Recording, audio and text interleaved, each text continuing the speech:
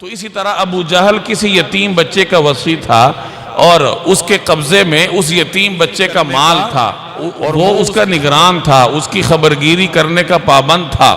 تو ایک مرتبہ وہ یتیم بچہ اس ابو جہل کے پاس اس حال میں آیا کہ اس کے جسم پر لباس تک نہیں تھا، اور اس نے ابو جہل سے اپنا مال طلب کیا کہ جو میرا مال تمہارے پاس ہے، میرا باپ چھوڑ کے گیا ہے تمہاری نگرانی میں، تو مجھے اس میں سے کچھ دو تاکہ میں اپنے ضروریات کا بندوبست کر سکوں۔ تو ابو جہل نے اس کو کچھ نہ دیا اور اس بیچارے کو اسی طریقے سے واپس کر دیا۔ یہ اس کی عادت تھی۔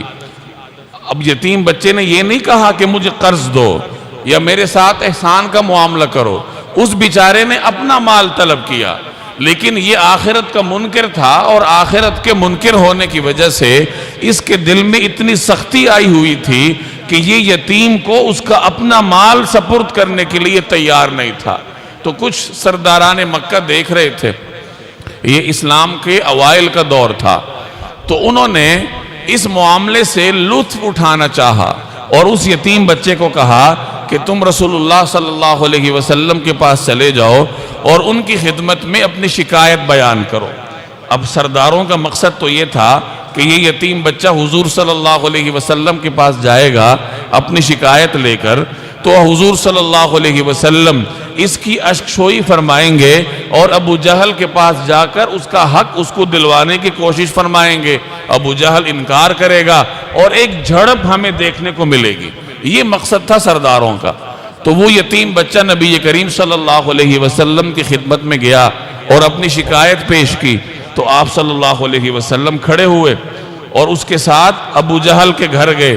اب سرداران مکہ بھی ارد گرد تھے کہ ہم دیکھیں گے آج تو ایک جھڑپ دیکھنے کو ملے گی۔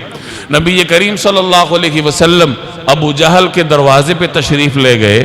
ابو جہل باہر آیا اور آپ صلی اللہ علیہ وسلم نے اس سے فرمایا کہ یتیم کا حق اس کو واپس کرو۔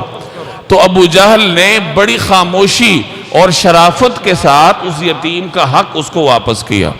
تو سرداران مکہ بڑے حیران ہوئے کہ یہ تو عجیب معاملہ ہوا۔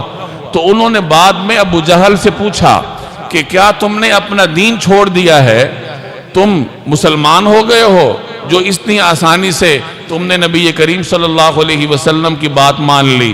تو ابو جہل کہنے لگا کہ میں نے اپنا دین نہیں چھوڑا، لیکن معاملہ یہ تھا کہ رسول اللہ صلی اللہ علیہ وسلم نے جب مجھے یتیم کا حق دینے کو فرمایا تو آپ کے دونوں طرف حربے تھے، نیزے، اور مجھے یہ خوف ہوا کہ اگر میں آپ کی بات نہیں مانوں گا تو یہ حربے میرے اندر گھس جائیں گے، تو اس لیے میں نے یتیم کا حق اس کو دیا۔ تو اس میں جہاں نبی کریم صلی اللہ علیہ وسلم کا معجزہ پنہا ہے، وہاں رسول اللہ صلی اللہ علیہ وسلم کی ایک سنت بھی آپ کے سامنے آ گئی کہ جس طرح بھی ممکن ہو یتیم کی خبرگیری کرنی چاہیے اور